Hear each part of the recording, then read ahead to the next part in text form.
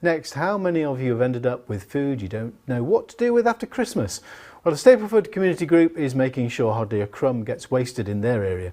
On Christmas Eve, they gathered unsold food from local supermarkets and let anyone who needed it pick it up for free. They do it every year, but this time more people turn up than any of them can remember. And here in the studio with me are two volunteers, Stephen Richardson and Richard MacRae. Richard also a Broxtowe Borough Councillor, Stapleford Town Councillor. Just tell us about what you do. Yeah, so Stapleford Community Group is the group that organises the Stapleford Food Project. We use the hashtag for that if anyone wants to search it and keep an eye on us. So 7 days a week, we've got volunteers out. We've been doing it for 6 years. Christmas Eve was the 6th time we'd done it. We spend all day collecting the food and then we put it all out. We use the Scout Hut in Stapleford, so thanks to them. Stephen was there with me all day and there was other volunteers that came in the evening. We had 7 that's never done it before. We opened the doors at 10 to 6. I reckon if I say 200 people came, I'm not far wrong on that figure.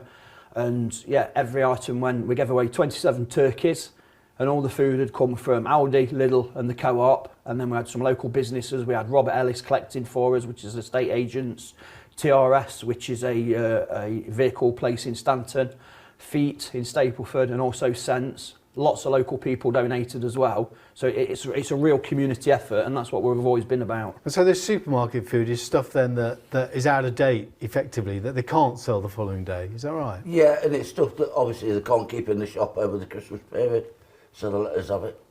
Yeah. Carrots and Christmas, of course, is a special time. We all know the cost of living, and that's where you've seen a big difference this year, is it, compared to previous years? Yeah, like I say, there was a lot more people came than previously came, and everybody that wanted to leave with stuff took it. Like I said earlier, there was 27 turkeys, there was loads of other stuff. Big thank you to all the supermarkets for giving it us. We had people come from, lots of people from Stapleford, we had people from Long Eaton and Kirkcallam, and then other areas as well. And it was just nice that we were able to do that. So big thank you to the volunteers. We had a young lady helping us that had come back from university.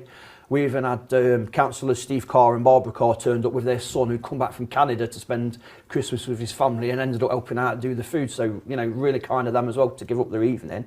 But it's something we do 7 days a week. There's groups in Bilborough doing this, there's groups in Long Eaton, there's groups all over. It's not just us. We're quite vocal about what we do because we want people to know what's happening. We want to help as many as we can.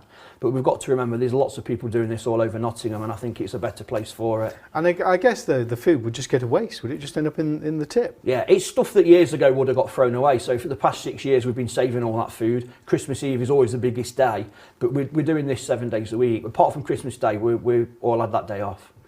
What do you get out of volunteering then, Steve? Well, just the pleasure of helping Richard and going around, and it's like a mobile warm hub for me, warm space. Yeah? Oh, you're getting a double benefit then, yeah? Yeah, I get a double benefit too, but yeah, no, it's something to do. And we're out most days, early, sometimes late, afternoons. And where's your motivation? Me, I set my community group up in 2011, and I always said it was to make Stapleford a better place for my daughter to grow up. So my motivation is always my daughter. But all the stuff I do, I wouldn't be able to do it. I don't do it on my own by a long shot. And if I didn't have people like Steve and I helping me every day and all the other volunteers, we wouldn't get anything done. So it's teamwork. We've always said Stapleford Community Group is about bringing unity to the community, and that's what we do. And I always say now the Stapleford Food Project is more than Stapleford, and it's more than food, because we work with shoe aid and get shoes to people, and we work right up to like Brinsley Food Bank, over to the Kaya Group in St Anne's and the Mission in Derby. There's 32 groups and organisations we share the food with. But like I say, I couldn't do it if it wasn't for the volunteers. So obviously, thank you to Stephen. I have to say he's my #1 volunteer, because everyone would tell me off if I didn't. There's lots of other volunteers. There's Linda, there's Donna, there's Karen, Caroline and David, and then there's lots of other people. Well, that's how we work with #1. I mean, were you surprised at how many people were there wanting food over Christmas? This year, yeah, very much so. Because we looked outside and thought, well, there's not many there. And then all of a sudden it was like opening the door at Harrods Super Sale that was in. Yeah. Yeah, but it was very good, well organised. I thought, no trouble.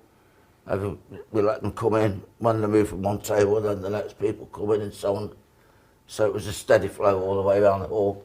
And is it all free, or do people make a donation? No, it was 100% free. No. Some people did want to make donations, but we told them it's not about that. You know, we get the food for free, and we give it away for free as well. So yeah, it's really and I guess, you know, we're running into a colder period, January and February, a time when electricity costs are going up as well. So I suspect you're going to be even busier. Yeah, I hope so. And we've got lots of warm spaces in Stapleford as well, which is really good. The churches have all pulled together to do that, so that's really good.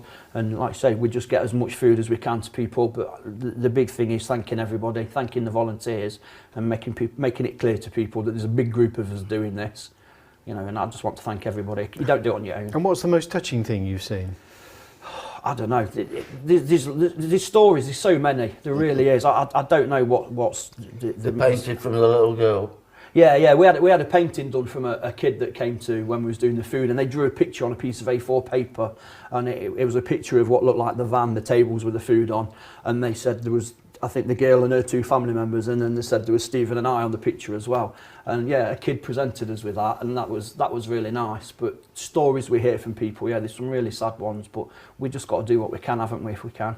Brilliant. Well, if you gave out 27 turkeys, then you certainly made a difference to a lot of people this Christmas.